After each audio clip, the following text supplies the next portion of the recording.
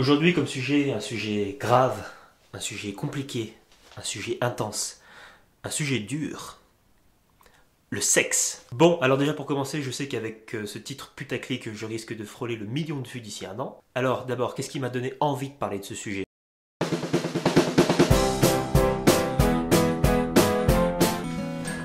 Ah oui, bébé. Dis-moi non. Dis également non. Attends, qui c'est? Attends. Oui, Amandine? Non, non, tu me déranges pas là.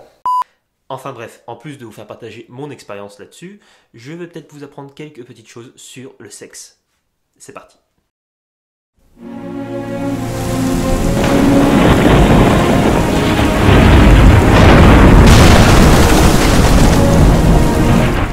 Les activités sexuelles peuvent prendre diverses formes et procurer des sensations excitantes et agréables. Vous comprenez déjà le dilemme entre le sexe et l'épilepsie, il est facile de s'emporter pendant une partie de jambes en l'air. Les activités sexuelles peuvent être variées, peuvent être d'un simple emprunt de tendresse à une vraie pénétration intense et douloureuse. Il peut s'agir d'une activité de solitaire, tout comme une activité de groupe, qui peut mêler la famille, les animaux, les voisins. Voyons la suite, que se passe-t-il dans le cerveau pendant le sexe? Notez bien qu'il existe 3 phases durant le sexe. Premièrement, la phase d'excitation. Les pupilles se dilatent, le rythme cardiaque s'accélère, les organes génitaux sont irrigués par plus de sang. Bon, d'accord, ça se passe pas dans le cerveau. Maintenant, on y arrive. Votre cerveau libère de la dopamine et de la sérotonine en quantité. Donc, la dopamine est un neurotransmetteur qui est sécrété dans la synapse entre les neurones. Donc, c'est votre neurone qui va sécréter la dopamine. Ce neurotransmetteur a un rôle clé dans l'excitation sexuelle ainsi que l'addiction. C'est pour ça que vous ne pouvez pas vous en passer et que certains sont addicts à l'alcool, à la drogue. Personnellement, je suis addict au sexe. La sérotonine, quant à elle, n'est pas une hormone, mais a un rôle très proche de l'hormone. Pour faire très simple, on utilise la sérotonine pour lutter contre les troubles de l'humeur, les troubles de l'agressivité ainsi que la dépression. Donc plus vous faites l'amour, plus vous sécrétez de sérotonine, et plus cette sérotonine va vous faire sentir bien. Enfin, au cours de l'excitation sexuelle que l'on pourrait qualifier de préliminaire, la dopamine augmente progressivement, et c'est ça qui vous excite encore plus. Plus vous avez de dopamine dans le corps, plus vous êtes excité. Maintenant, deuxième phase, quand tu travailles ta moitié au corps. Le mec il parle de ça comme si c'était normal, c'est... Donc l'afflux sanguin augmente en direction des appareils génitaux, femmes et hommes. Le rythme cardiaque s'accélère encore plus, la respiration s'accélère. Et oui, tu peux pas augmenter ton rythme cardiaque sans augmenter ta concentration en oxygène.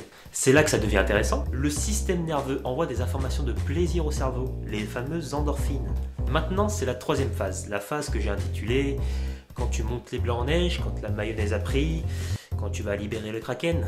En tout premier, une fois que la moutarde est montée, la sérotonine est libérée.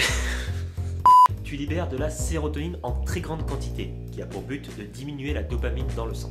Lors de l'orgasme, une fois que tu as libéré le kraken, tu sécrètes de l'endorphine, l'hormone du bonheur et du plaisir, l'hormone de la récompense même. On sécrète de l'endorphine dans 4 cas différents, donc pendant le sexe, quand tu manges du chocolat, quand tu as une méditation profonde et quand tu fais du sport long et intense. Et enfin, dernière hormone que tu sécrètes une fois que tu as beurré la poêle, c'est l'ocytocine. Donc l'ocytocine est l'hormone de l'attachement entre deux partenaires, c'est l'hormone du câlin, l'hormone que l'on ressent quand quelqu'un nous prend fort dans ses bras. Voilà ce qui est sécrété pendant le sexe, dans le cerveau. Comme vous le savez, ici on parle d'épilepsie, donc j'ai choisi 3 questions qui reviennent le plus souvent sur le sujet du sexe et de l'épilepsie. Alors, est-ce que l'épilepsie influe-t-elle sur la vie sexuelle? Eh bien, l'épilepsie peut influencer sur la vie sexuelle et vice-versa. Il n'y a pas vraiment en fait de contrainte à être épileptique et à avoir une vie sexuelle. Bien sûr, si vous faites des crises nocturnes, ça va être très emmerdant à ce niveau-là. Au niveau de l'orgasme, votre cerveau est peut-être en état de fragilité pendant cette phase, donc il est possible que vous ayez des petites contraintes, mais en général, je pense que 90% des épileptiques ont une vie sexuelle épanouie. Je m'inclus dedans, je m'inclus même dans les 50% qui ont une vie sexuelle hyper active, avec un seul partenaire.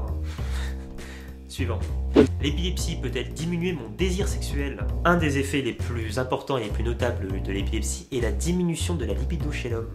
Les effets peuvent être vraiment variés d'un épileptique à l'autre, mais on observe chez 63% des épileptiques atteints d'une épilepsie du lobe temporal une diminution de la libido, contre 12% il me semble pour les épileptiques tonico-cloniques. Bon, maintenant le sujet qui fâche.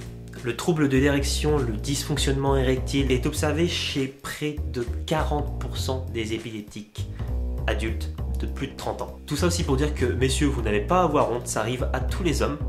Bon, pas à moi parce que, voilà, hein, je suis pas n'importe qui quand même. Dernière question, les relations sexuelles peuvent-elles déclencher des crises? Eh bien, il est très rare de faire une crise pendant une relation sexuelle. Ceci dit, ce n'est pas impossible. Voilà. Je vous invite toujours à laisser un petit pouce bleu si vous avez aimé, à commenter si vous avez quelque chose à dire ou si vous voulez partager votre expérience, à partager aussi la vidéo pour qu'on rigole tous ensemble et apprendre un petit peu à ceux qui ne connaissent pas l'épilepsie et à ceux qui ne connaissent pas le sexe. Très important. Je vous invite toujours à vous abonner à ma chaîne, bien sûr. Vous pouvez aussi me suivre sur les réseaux sociaux comme Facebook, Twitter et Snapchat. Et petit man pour vous servir.